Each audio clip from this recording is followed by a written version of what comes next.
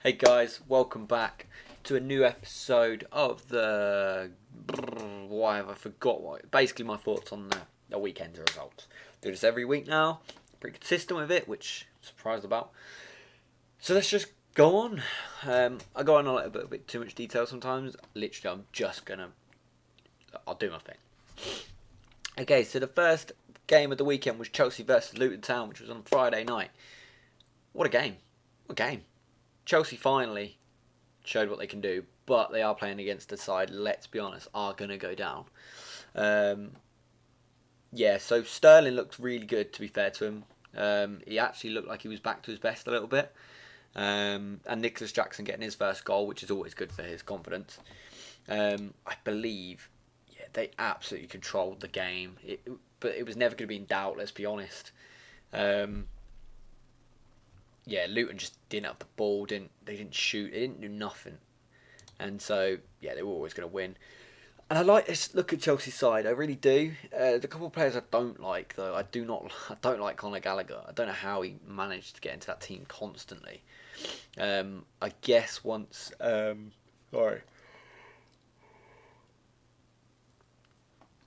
Who went off? Chukwuemeka? I can't remember how you say his name. I guess once he's back, he might slip into that role. But to be fair to Gallagher, he's doing well. I just don't like him. Expected result. They're playing five at the back, and it's clearly not working. So I think their best, to be honest, Luton's best chances of picking up points. They're just going to have to go for it. They're gonna concede no matter what they do, but they're just gonna have to go for it. And playing five at the back with three midfielders is just not gonna work. There's no width to the play. Yes, okay, you say the fullbacks will get forward, but they're just not. So they have got nothing. The ball gets up to the striker, and he's alone basically because the 11's probably dropped deep to go and pick up the ball. So I worry for them. They could hit the lowest points tally ever, but we'll see. That was Friday's result. Well deserved. Then we go into the early kickoff on Saturday morning, which was Bournemouth versus Spurs. Routine for Spurs, similar to Liverpool last weekend, basically routine. I'm a bit worried about Bournemouth as well because they've not had a great start. They do look good at patches. You just kind of don't know where the goals are going to come from. The goals are going to win the game. But two goals coming from Maddison and Kulusevski. Yeah. Just routine really. They look good. Maddison looks very good for the price they paid. Well played to them. Surprised more clubs weren't in for him. And they basically controlled the game from start to finish. So it's as you were for Spurs, to be fair. Then we had Tottenham versus Fulham. Wow, no one expected that, really. So Pereira scoring in the first minute, which was just like, literally I was at work and I'm like, oh, cool kickoff. All the apps are telling me that kickoff's happening. Cool. Bang, goal. What? Polina scored already? What the heck? Not Polina, sorry. Pereira. Do you know what? Fulham were almost hard done by a little bit. But at the same time, I mean, they've had red cards back to back now. They had, Tim Ream last week and now Calvin Bassey this week. But so Pereira scoring the early goal. Then everyone thought once Arsenal... I mean, you always knew Arsenal was going to score. But what was it? Bukayo Saka penalty, and then it was Nketiah. And then they're at 2-1 up and you go, comfortable from this point. Then they get the red card. You're like, see the game out now, Arsenal. Easy. Nope. João Palhinha scores a late goal. What are they doing? Switch on, It's poor from them. So that's a big drop for Arsenal. These are the games, if they want to be champions, they have to be winning. And they're not showing that champion mentality, to be honest. And it's poor from them. It is poor. Drop points there for Arsenal. Well done to Fulham. Then we had Brentford Palace. I mean, I ain't got too much to say about this. I didn't see any of the highlights for this one. All I know is this guy scored Kevin Shard. He scored in the 18th minute. And then Joachim Anderson scored late on. I kind of started to listen to the games at that point. It was a bit of a mid-game, to be brutally honest.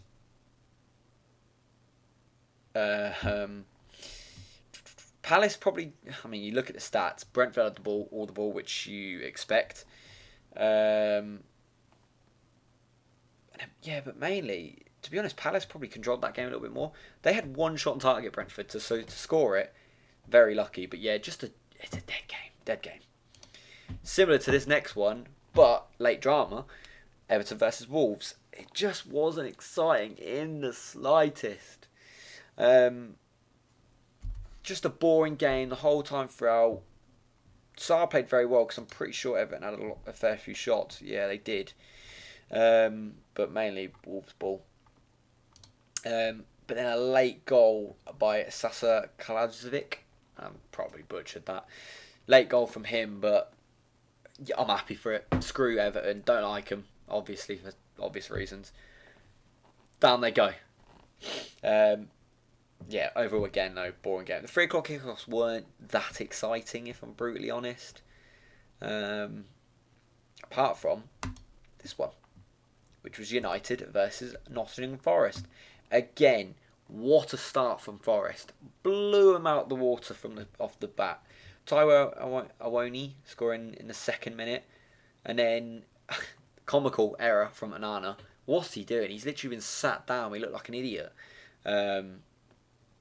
Poor, but he's got a lot of pressure on him, Onana. And that's going to be expected. Because, he's a United goalkeeper. And De Gea made so many mistakes at times that he's going to have the spotlight on him.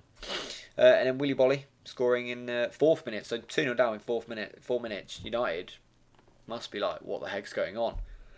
But then Christian Eriksen scoring in the 17th minute to make it 2-1, which then set him off pretty well into the second half.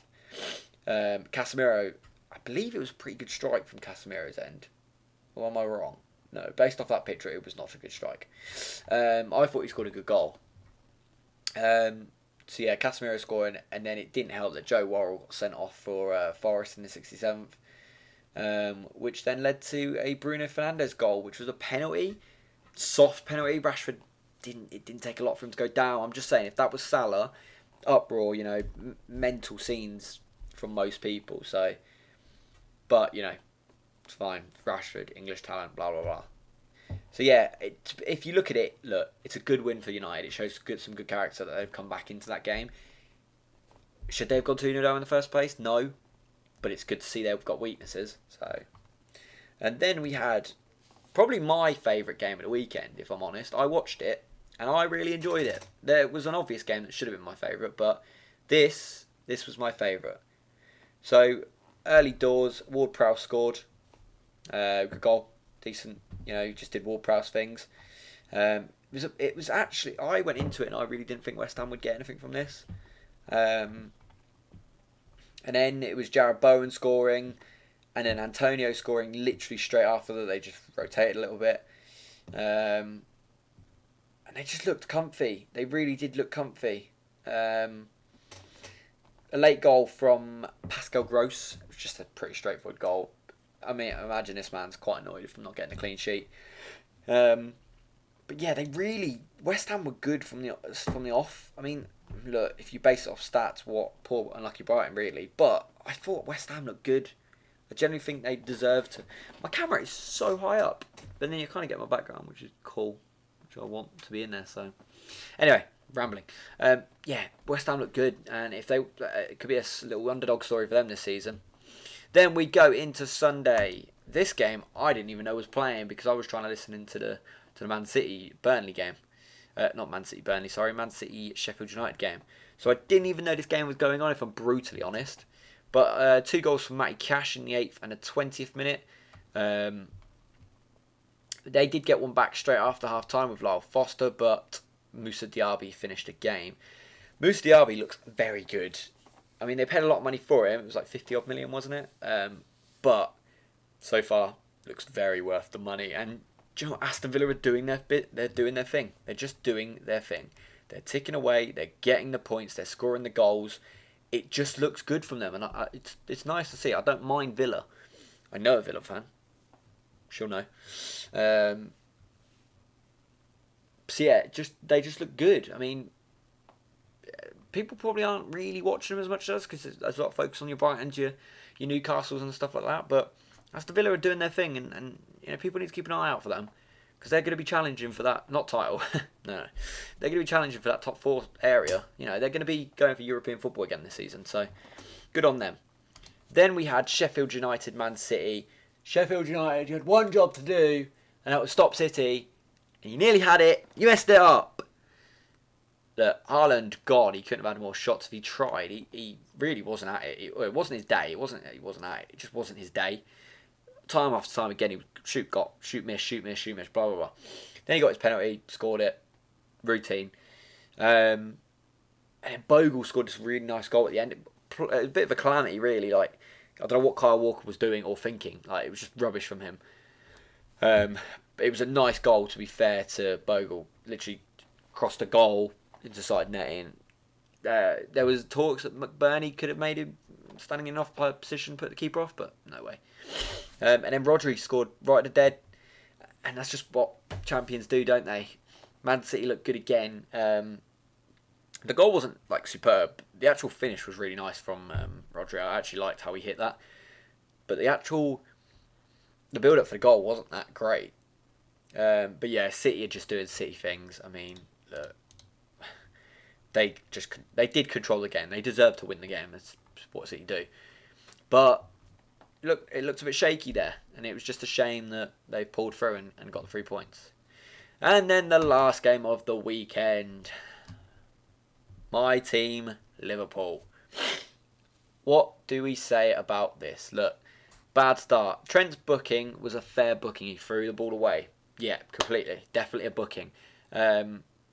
Although he did get launched before he threw that ball. So why Gordon wasn't picked up on anything, I don't know. Although the ref didn't look like he was very much on Liverpool's side all day, let's be honest. So yeah, Gordon should have been booked anyway, and then it might not have led to Trent's booking. But anyway, Trent did get booked, nonetheless. About, what was it, a few minutes later, Trent literally swipes at Gordon, doesn't get his face, pushes him down. Let's be honest, it is a second booking, and Trent should have been sent off. But you get, again, if you really want to look into it, none of this would have happened if he'd just booked Gordon for what he did. So, yeah, Trent realistically was lucky to not be sent off in that first 15. Then Gordon scores through a Trent error. Look, I think, as the commentator said, I think it was playing on his mind a little bit that he was very close to a red card, and it was literally about less than half an hour in. Ball gets played to him from Salah. He goes to control it, just goes straight under his foot. Gordon goes through, finishes it really well. Alisson should have done better, maybe. Look, it's just a good finish. Does not take it away from Gordon. It was a nice finish. Then it was a Virgil van Dijk red card, and I was very. I don't think it's a red card. Look, you're just not allowed to get the ball at all now for a tackle. Like, he goes through, right, and he goes with his left, and he gets all of the ball. Isak does not touch that ball at all. Yes, he goes through Isak a little bit. I don't think he destroys him going through him, but he does go through him. Okay, fair enough. It's a foul. It is definitely a foul. But a red card? No. I think Carragher said it quite well. You don't know if that's a goal-scoring opportunity. He's kind of going away from goal, if anything. And there was Matip on his shoulder. I think it was Matip anyway. Matip was like on his left shoulder anyway, so would he have got across? Probably not. But at the same time, I just don't see how you know that's a goal-scoring opportunity. So I don't believe it was a red card. Then Diaz got sent off, which he was very pissed about, which is understandable because he should have been. Second half, look, we just held on. Can I just say, how did Joe Linton not get booked through this game? He was dreadful. I couldn't stand him. He was really bugging me that whole game. Where did he come off in the end? He came off in the 82nd minute. No booking. Every 2 minutes, he was waving his arm. The ref's inconsistency is so dire, and it's so clear to see how much they do not like Liverpool. But nonetheless, they're really bad referees. But Joe Linton was showing for the booking. McAllister got booked for that 2 weeks ago. Why are we not? Where's the consistency gone? So it's okay that he can be waving his arm, book him, and nothing happens. Anyway, so to me, he was lucky to stay on the pitch himself because he caught us 3 or 4 fouls between that 28th and half time. He was just pushing. He was literally little kicks, everything. Nothing happened. Anyway, Núñez, the saviour, came on in the 77th minute. Look, Botman should have done better. The ball got played through. I can't remember who played it through now. Botman literally messed it right up. Darwin Núñez on that right hand side. We're so used to watching him drag them balls wide. No.